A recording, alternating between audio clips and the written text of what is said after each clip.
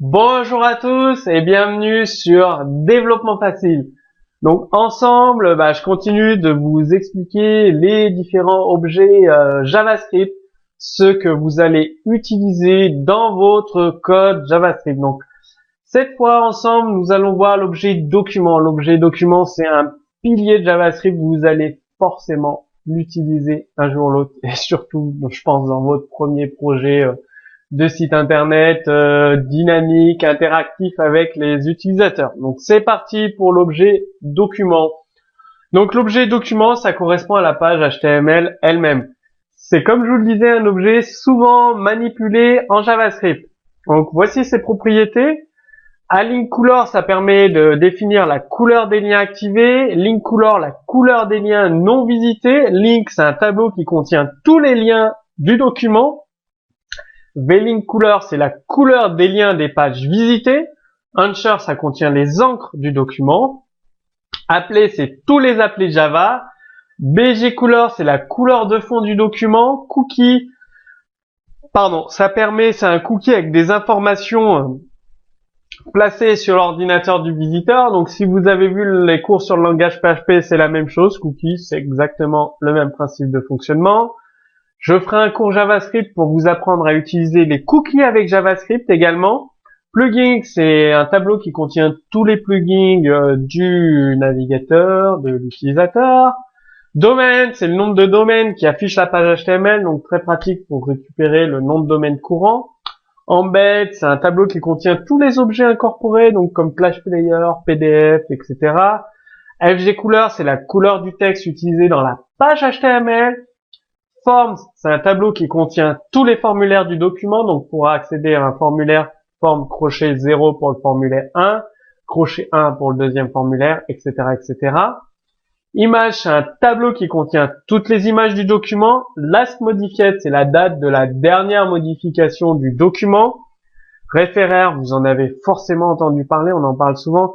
C'est l'URL de provenance de l'internaute. Donc, c'est l'URL qui a appelé la page actuelle. Donc, ça peut être un autre site, le même site. Très important pour effectuer un historique, le chemin parcouru par l'internaute jusqu'à cette page internet. Titre, c'est le titre de la page HTML. Et URL, c'est l'URL de la page web actuelle. Capture Event, ça permet d'écouter un événement pour le document actif.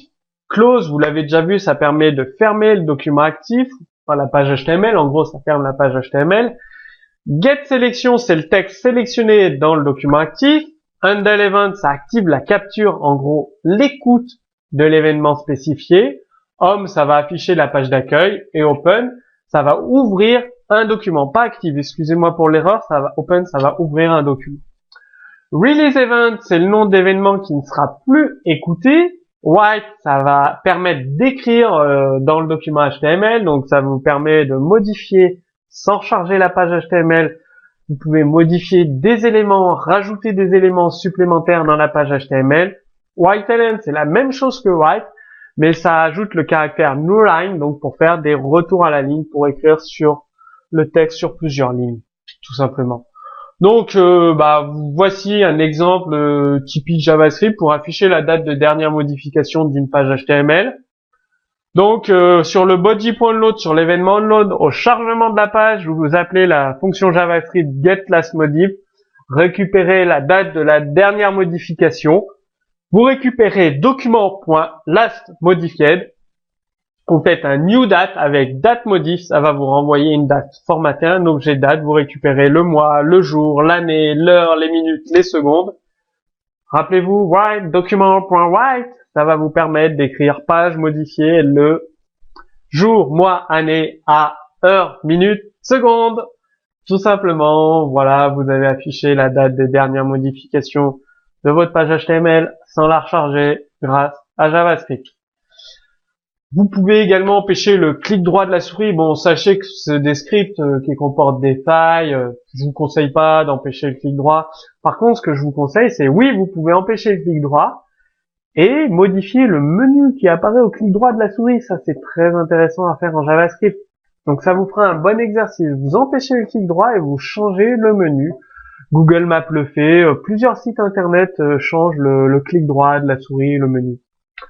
Donc pour désactiver le clic droit, sur une image, on context menu, vous appelez la fonction disable click right. Et ça va, à chaque fois que l'utilisateur voudra afficher le menu contextuel, ça va appeler la fonction disable click right. Vous faites un alerte, une boîte de dialogue, le clic droit est désactivé et vous faites un return false. Bien évidemment, dans cette fonction disable click right, vous pouvez mettre toutes les instructions JavaScript que vous souhaitez, donc la création de votre menu personnalisé, votre menu contextuel personnalisé du clic droit, etc., etc. Laissez libre cours à votre imagination. Windows location, rappelez-vous, location.href, je vous ai dit que ça permettait d'effectuer des redirections JavaScript. Voici un exemple tout simple. Vous utilisez document.location.href, vous mettez l'URL vers la page web que vous souhaitez et ça effectuera une redirection. Si vous utilisez setTimeout, vous pouvez faire une redirection d'une page web automatiquement au bout d'un certain nombre de secondes. Donc très intéressant et à utiliser si vous en avez besoin, si vous avez besoin d'effectuer des redirections. Amusez-vous avec l'objet document, il contient tout un tas de méthodes et de propriétés. Il est vraiment très souvent utilisé en JavaScript pour récupérer différents éléments, des formulaires, des champs texte de la page pour modifier des éléments, rajouter des éléments dans la page HTML, tout ça sans charger la page, en direct, web 2.0 comme on dit.